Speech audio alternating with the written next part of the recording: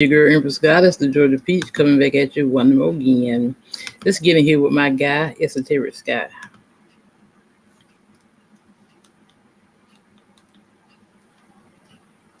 Looking forward to Hi everyone and welcome back. This is Sky coming on to make an incredible video that I've really been anticipating. So this is my channel update video for 2023 happening here in June. What an awesome, kind of bittersweet, but also video that I've really been looking forward to making and finally rolling out some changes for me as a content creator. Thank you all so much for coming by and listening to this video. I know that if you're listening to this video, you're probably a longtime subscriber and are invested or interested in this channel's output, in which case I want to say thank you so much for being here and for having been subscribed to my channel for a long time. It means so much to me.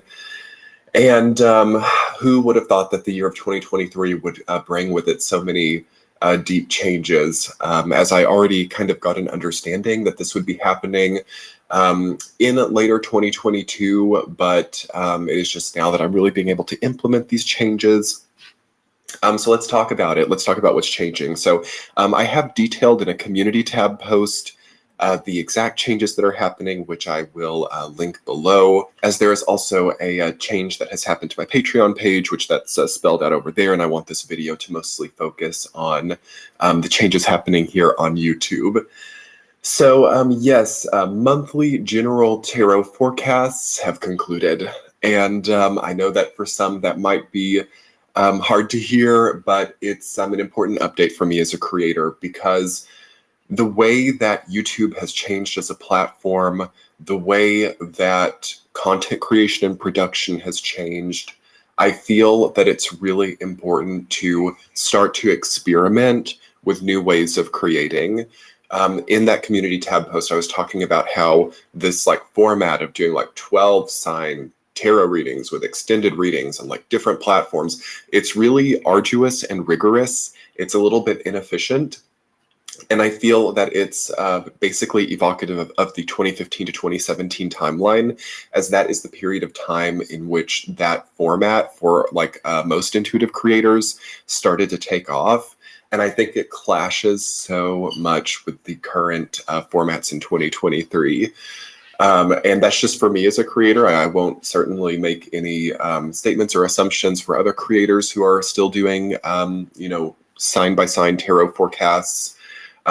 This is not something for me that was really a burnout. I wouldn't say that I'm burned out on the content. I have loved and enjoyed every single reading that I've done on this channel, and I still really enjoyed making the tarot content. It's not that it is something that I didn't want to do or that I don't want to do anymore. However, the time that it was taking was starting to eclipse out some other important things that I need to be embarking as a creator, which include working on a new book, creating other kinds of content, and really actually diving deeper into some topics and things that I feel are more important than just reading for the collective signs in that way.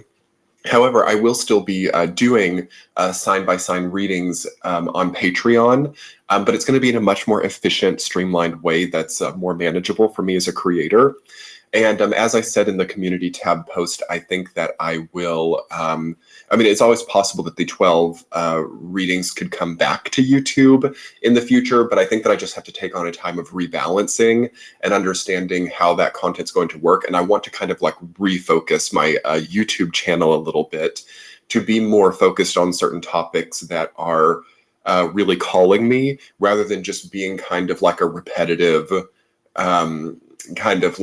saying not the same thing over and over again, because my monthly readings were not that. But for any of you who've done this type of work before, you would understand how it kind of is a repetitive content form, and as any repetitive content form would be, there is a part of it that is just going to be kind of a repeat and things that get said. And I just feel like it's not where I'm at as a content creator right now. I have 7 years of tarot readings. I think that I've probably read for each of the 78 tarot archetypes, gosh, only knows how many times. And I think that the content has been done, and I think that that sort of expression or that mode has been honored, or it has been done to the fullest extent that it could have been. And I want to be very clear that this channel update is not me like saying that I don't like the tarot anymore. It's not me saying that I don't like doing monthly sign-by-sign readings anymore. In fact, it's quite the opposite. And it's something that I would love to make content about in the future, like more content about the tarot itself, or about archetypes, the history of tarot, the history of archetypes.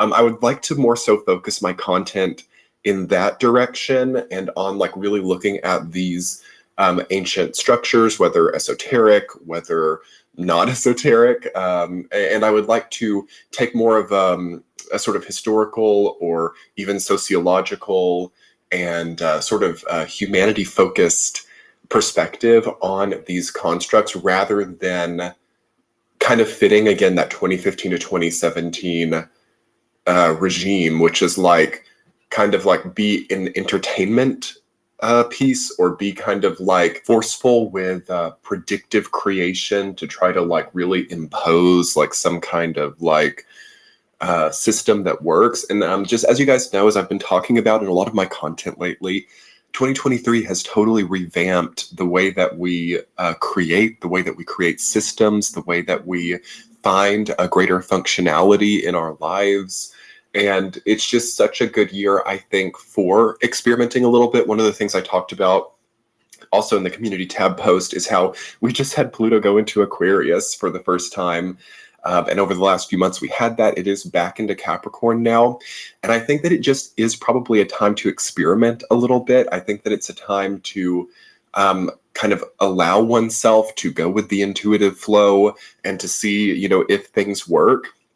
So the changes that I'm making now, as it relates to like my content on YouTube, as it relates to content on Patreon, I think that it may continue to have alterations, or there may be ways that it has to continue changing. I'm certainly not saying that this is the only way the system will be forever. And I really suggest against any kind of like actions like that, regardless of where you're at in life, like kind of like making changes now or not making changes now and being like, this is the way things are going to be forever. I don't think so. I think that we're in a very kind of like flexible and adaptable energy line right now that is really encouraging of experimentation, and specifically not just experimentation for the sake of experimentation, but for the sake of finding things that fit better. You know, one of the psychic intuitive messages I've gotten like ever since 2021, when we had the Saturn-Uranus squares, was like shoes that don't fit right, or clothes that don't fit right, or things that have been like mass produced, or you know, that factory oriented energy line and culture we were talking about, where it's like it's not really fit or molded right for the person, but it's like created by AI or created by a bunch of like Silicon Valley bioengineers or scientists or something, but it's not like really for any one specific person. It's like mass cutouts or mass plastic kind of creations. And I'm really trying to transcend that as a creator.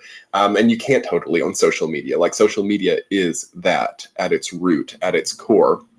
But it's certainly a sliding scale, and I'm trying to get my sliding scale as a creator in the most like honed, most well-fit, well-apportioned system that I can, and that is probably the best way that I can describe it. And I just really appreciate those of you who understand that process, you know, getting that perfect fit, you know, that house that's perfect for you, or that well-fitting reality, that well-fitting even like shoes or anything can be a challenge for anyone right now. And I encourage you guys to take that on in your own lives as well, to what extent you can, like really tailoring things well. Like it could be an interesting time, I think, in 2023, yes, to work with a tailor or to sew your own clothes, really, because that's kind of what I feel that I'm doing with my creative endeavors here. Is I'm really like getting to the sewing machine, and I'm like making it something that really fits not just me, but also the audience members and the people around better. It's more tailored versus being like a mass-produced channel, which I think that the 12 general monthly sign-by-sign content was kind of like a mass-produced or mass-cut-out kind of format. And I think that also, for example, with short form content coming in, this is not just about this niche or, intuitive work, astrology, tarot. This is also about social media platforms, which are changing their direction too. And I personally probably am not going to be doing short form content. I could see possibly like having snippets or aspects of my content that could be like translated into short form, but I prefer long form content. So what I'm trying to do is I'm trying to find new ways to create longer form content that are just more well fit and well honed for me. And I think that it's probably not going to be something that I can just, as I said, impose. It's going to take a bit of experimentation. And I think that can be a really fun journey for everyone, for myself, and also for those of you who are interested in the channel and the content. And I'm also very interested as a creator in creating quality. And I feel that this old regime, especially the way that I was doing it, which was very much in line of when we were spending so much time at home in 2020, the 12 forecasts with extended readings, 4 T-chats, benevolence, 4 standalone videos on YouTube every month. And then also dealing with, so it's not just like filming the videos, right? Like there's a lot that goes into getting it actually up to the platforms, edited, and the technical glitches and the equipment issues. And there's so many different aspects to this endeavor that are not just a matter of even like creating the content itself or filming the content itself or sort of like branding the content or anything like that. There's like some real logistical parts to this that are also very, very challenging, which are not something that is seen unless you also have done this kind of thing before. So what I feel is that it was oversaturated, and I think that it worked for 2020. If you're like living in your house and not able to like leave the house and have not much else to do. But now, we're having to embark other stories now here in 2023. And even just as a creator, I'm, like I said, wanting to expand my horizons. And I think that quantity over quality is definitely not the right way forward during this time. In fact, I think it can be detrimental. I think that it can turn off people who are perhaps like new, or people who may actually need this content, may kind of be averse to the saturation. Also, I've gotten a lot of messages from people that they're actually not able to even keep up with everything that's going out on Patreon, on YouTube. And I get personal messages from people saying like, oh, I saw this video, but then I couldn't find it because there were so many new videos already available. And I just think that's really dangerous at a level of production for me as a person. Like I don't want to like wear myself out or not value my energy just to fulfill a certain content regime that's focused on quantity and saturation, which again is bigger than me as a creator. That's something that YouTube and TikTok and all of these social media platforms value, is quantity and saturation, and constantly having new forms to get into the algorithm to maybe attract new people. And I do feel that that's going to maybe change a little bit. And regardless of whether it does or not, I think that, again, for me as a creator, I need to shift more into a quality approach. And I need to probably move into a format that focuses more on individual videos at both a visual and audio quality level, and curating something that people can really maybe even revisit or work with in a more focused way, rather than, again, a saturated and quantity-based approach, if that makes sense. That's a little scientific sounding, but I'm just kind of like talking about why this is happening this way. And so that's some of the macro stuff, that's looking at the level of, social media platforms, and then also the level of like the niche itself. So like astrology, intuitive work, both of which have changed since my time of starting consistently in 2016. And then there's also the personal level, which I can go in a little bit to as well. You guys probably remember last year in 2022, I had like the death of my grandmother, which led me to having to take, I think it was like a 2 or 3 week hiatus from YouTube. And I was just so thankful to those of you who understood that. I received such an outpouring of support on all of the different platforms that I'm on. And what I also noticed when that happened, like the second that my life had something kind of like unexpected come up, or like a death in the family. I actually had multiple deaths in the family, 3 deaths in the family since then. I I noticed that it immediately collapsed. Okay, so the saturated quantity-based approach to my YouTube channel immediately collapsed with any kind of like major external issue. And what I was going through in my life when I created this channel was an extreme like isolation and trauma recovery process. And not exactly trauma recovery. I'd already kind of been through that, but and had gotten strong enough to like really hold the space for other people. But it was definitely the solitary and isolated path that I was on at that time, and kind of maintained up through the years, and then going through also what happened in 2020. Like all of that was kind of like conducive to like a very saturated quantity-based approach, and I'm thankful for that. I'm thankful for that because that helped to build what I've built so far. But things changed in 2021, and that quantity-based approach became like a factory, and then that became very like mass-produced feeling. And then yes, the second that any like personal curveball came into my life, it collapsed.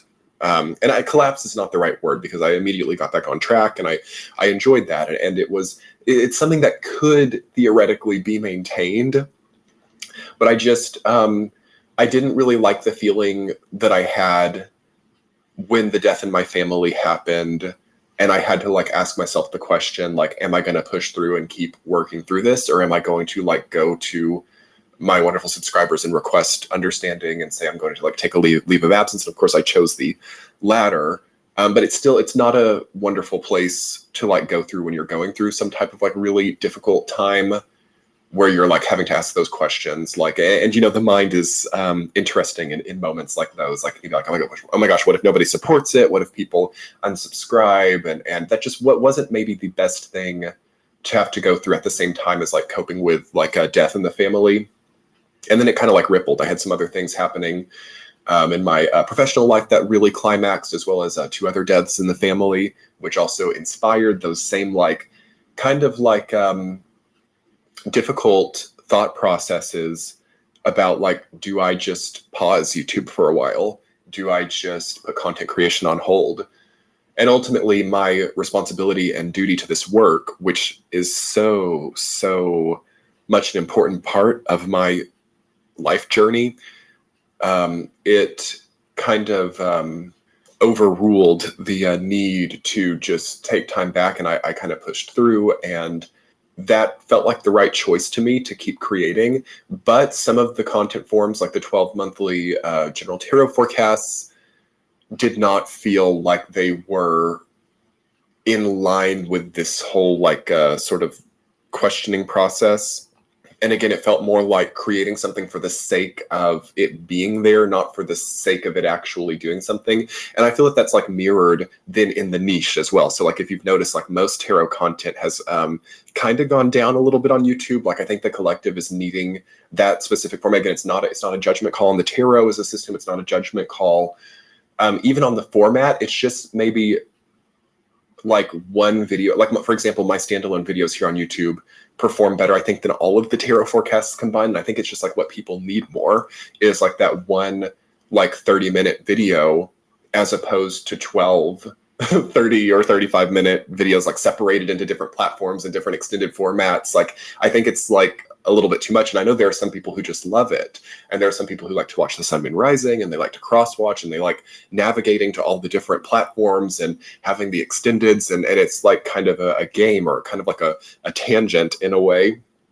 And if that's something that is a non-negotiable for you, there are many wonderful, incredible creators still doing that format, and I definitely invite you to seek them out, because they are great and fabulous. I think it's just something that I have really enjoyed to do and learned so much from, but it's had a bit of a glass ceiling effect now, combining the macro niche and then personal changes that have happened in my life. So that's how transformation happens. And I know that when you get these like feelings, or you feel like, okay, I need to make this change, or I need to shift up a little bit, and you don't listen to that, I mean, we all know what that story leads to. It could cause burnout, or it could cause resentment, or it could cause pent up energy to happen when we're like forcing some type of structure that isn't authentic. And it was authentic for me for such a long time. But with the way that things are changing, because of how many I've done, I don't even know. Let's pull up the calculator. So 12 tarot readings a month for a year is 144 tarot readings for 7 years is 1,008 tarot readings that I've done. Incredible to say that I'm not even burned out. It's more of a systemic issue or I've been a preacher for more than 30 years. I've studied and taught through the book of Genesis many, many times in churches all around the world. And I've trained pastors in the skills of interpreting texts. And it's very clear they're not stories about gods. They're stories about the powerful ones in the Bible and the sky people, the Anunnaki in the Sumerian tablets. The priests who knew how to read the library of Hebrew texts knew that they were full of texts about Asherah and Baal, other powerful entities who had interacted with our ancestors in the deep past. It had to be edited to give the impression of a seamless story of Yahweh, the one and only God, from start to finish, almost airbrushing out of memory the Hebrew story of paleo contact.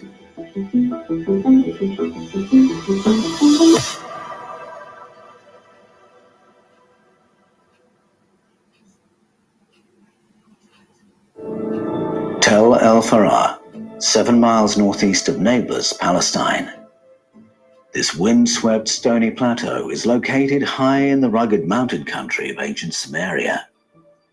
Since the 1940s, this expanse of 45 acres has been an archaeological site, oversighted for 3 decades by Roland Deveau, director of the École biblique et archéologique française.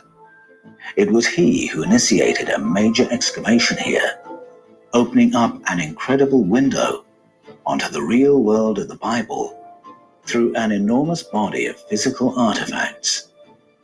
On this site, buildings, decorations, carvings, ornaments, jewelry, and figurines were uncovered, giving us eyes on what the ancient Hebrews were seeing, thinking, and imagining when they spoke of Elohim, powerful beings from the deep past. Among the archaeological finds made here was an extraordinary carving of a naus. A naus is a doorway, but completely out of context. There is nothing behind it. There is no surrounding building. A naus is a really interesting object. The conventional explanation is that this depiction of a doorway represents an entire building, but the building is not depicted. The building is considered to be implied. But if I just describe it to you and say we're looking at a doorway that appears to go nowhere, there's nothing around it, there's nothing behind it, and yet from this thing that is only a doorway,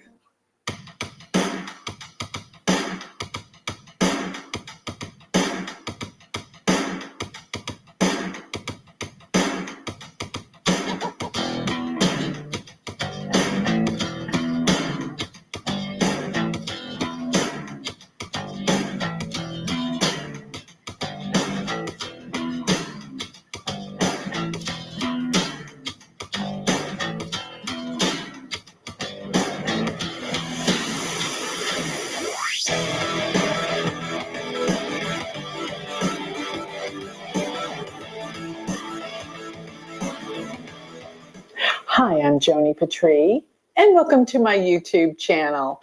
Well, today I want to talk about all the signs, how this month of June is going to affect you with all of these amazing astrological events happening. How is it going to affect you personally according to your moon sign and your ascendant? Remember, we focus more on those things rather than your sun sign. And once again, I want to inform you, this is Vedic sidereal astrology. So you can't be putting in your sun sign from Western astrology. It just is completely wrong.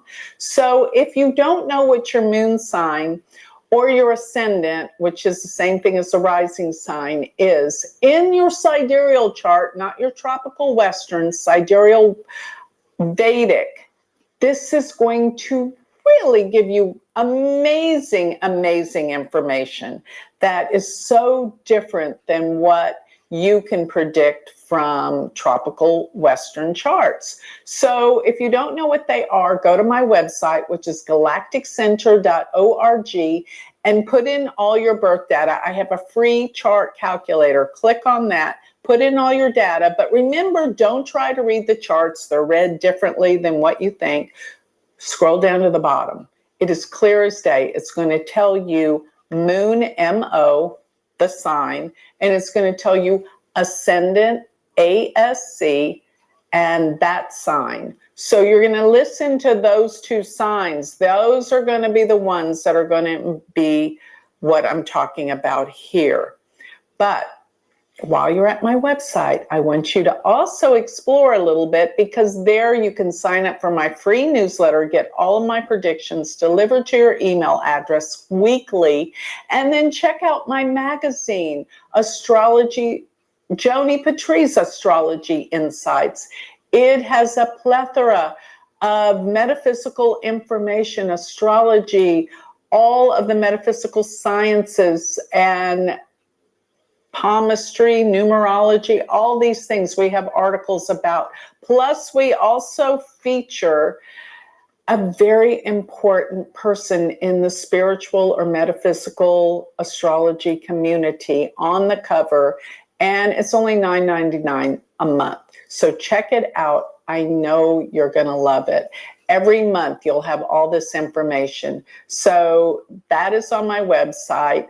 And also remember that I teach astrology. If this is something that really warms your soul, lights you up, check out my university, University of Vedic Astrology. It's all online. You will learn to be an astrologer. So let's continue on. Let's talk about what this month of June is going to mean for you according to your moon sign or your ascendant. So if your ascendant or moon sign sit in Aries, this is a month of expansion, change, unexpected events that are going to really change your life dramatically, because this Jupiter, Rahu, and Uranus conjunction's going on in your first house. First house deals with who you are.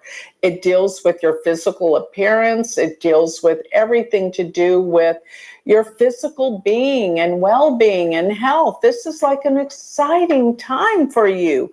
Plus, I see that Venus-Mars conjunction is occurring in your fourth house. The fourth house deals with home and family. You're bringing together, you're coming together with family.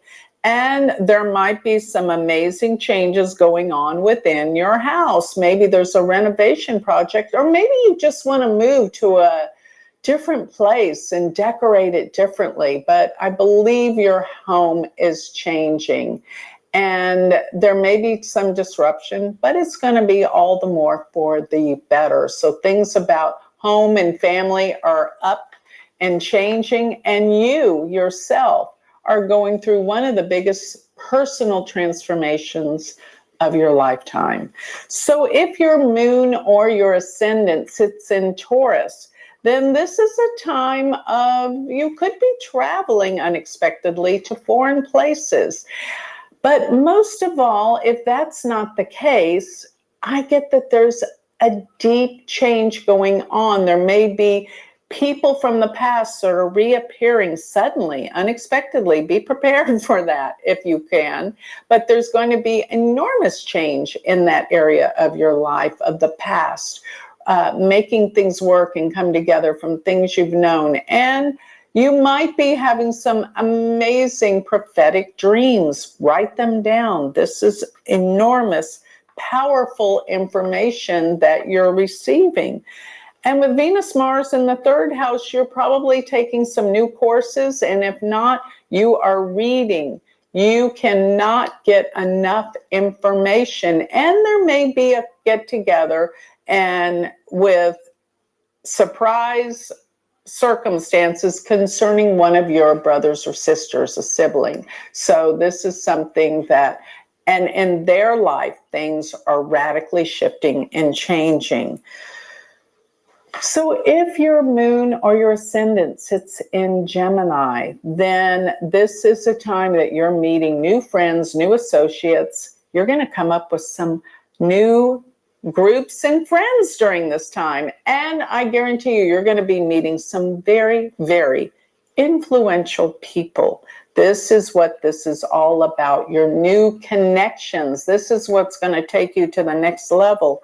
And I want to say money's doing quite good during this time. There's a coming together with financial rewards. Maybe this is through the connections and the friends, but I'm seeing a lot of great things happening for you in terms of finances, gains in money, and prosperity. New ways of making money will come to you as well, plus coming together with family and friends. This will be an amazing month. If your moon or your ascendant sit in Cancer, then you can expect some exciting new trends and changes with your work and your career. Opportunities suddenly come your way. And yes, pay attention. Maybe even you become the boss or you start your own business. Something that you didn't expect, I'll tell you that much. But it is a great time for you career-wise. Now, the Venus-Mars sits in your first house, so you're feeling very attractive, whether you know it or not.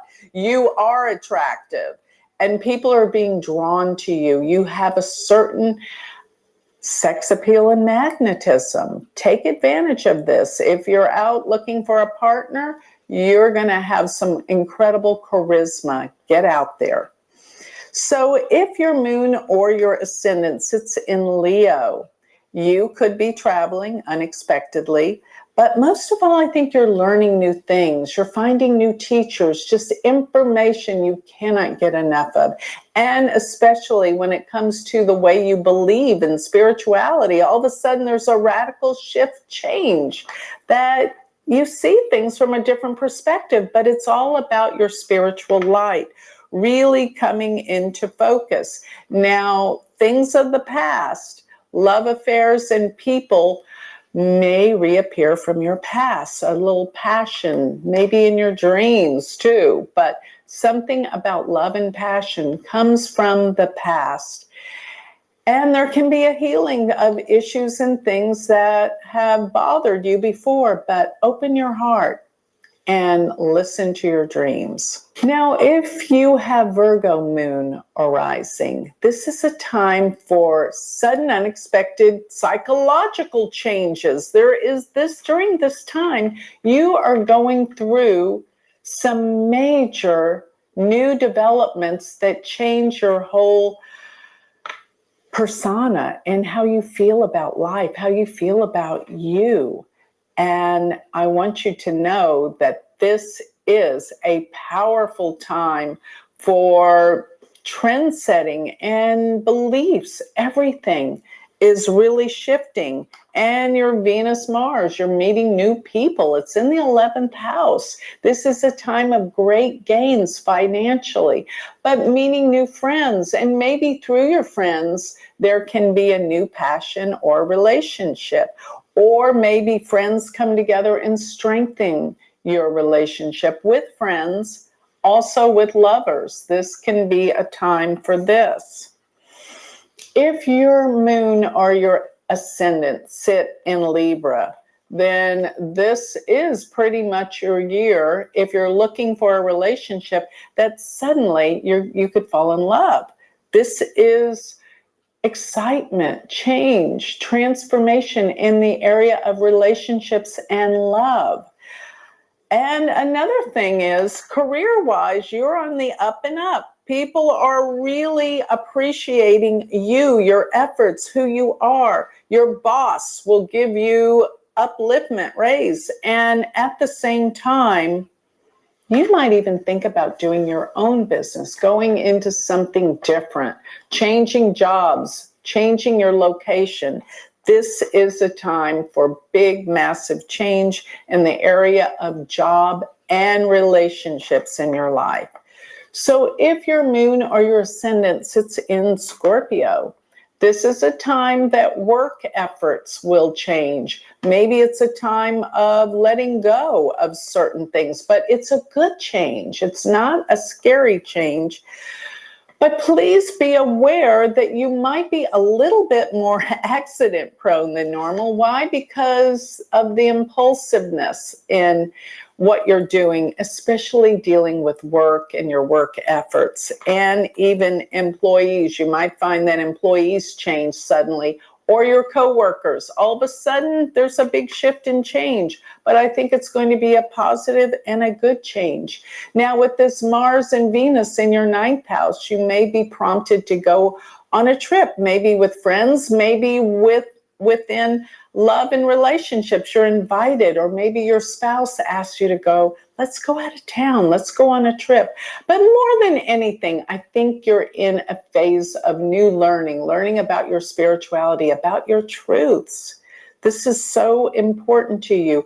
And be aware, if your father's still around, that your father may be more important in your life at this time.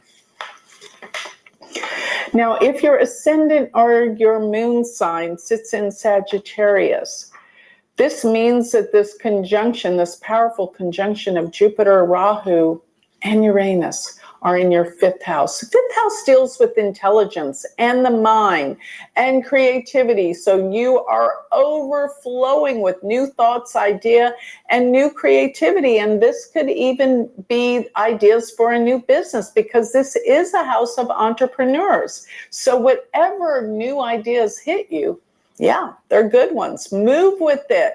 Don't hesitate. But at the same time, be careful where your children are, because they can somehow get in trouble unexpectedly. Now, also, psychologically, you're on the mends, or something that you have to really look deep into psychologically. What are you possessed to do? What are your addictions? What are your focus that could throw you off kilter? That's what you need to focus in on. It's time for you. It's time for some therapy, maybe. If you feel like you've needed it, go for it. This can be very healing at this time. So if your ascendant or your moon sits in Capricorn, there are major changes happening in your home. You might be thinking about moving, or you might be thinking about renovating your home. One way or another, you're living where you live, and the conditions there will change dramatically. And you may say, there's no way I'm moving, but watch out. Suddenly there's a big unexpected change that could happen within this month or the following months coming up here. Major changes in the home, and you might be planning some parties and celebrations in your house. Now, Venus-Mars sits in your 7th, so this is a time of love and attraction. You may be strongly attracted to somebody, and it is the time for relationships, positive healing, and coming to peace and making things work relationship-wise if there has been struggles or problems before. If your moon or your ascendant sits in Aquarius, then you may be going on some sudden road trips. You might be on the go. Another thing that could happen is maybe you're visiting a sibling, brother or sister, or maybe you're traveling with them. Another thing that comes to light during this time is a new learning. You might be wanting to go back to school, get educated, or just take that class on the thing that you have always wanted to develop. This is a great timing for this. Learning, education, expanding your knowledge in the things that you love. Now, Venus and Mars are in your 6th house. So this is a time you've got to be careful of over excess, I think, in the area of health. But you could be a little bit over the top, accident prone. So just take it easy. Don't be impulsive or impatient about anything, But this can also be a time of looking for that new job or extra ways to make money. Now, if your ascendant or your moon sign sits in Pisces, yes, this is a time that you're going to come into new ways, exciting ways to make money. Money will be your focus, and it will expand quite rapidly the ways that you make money and wealth.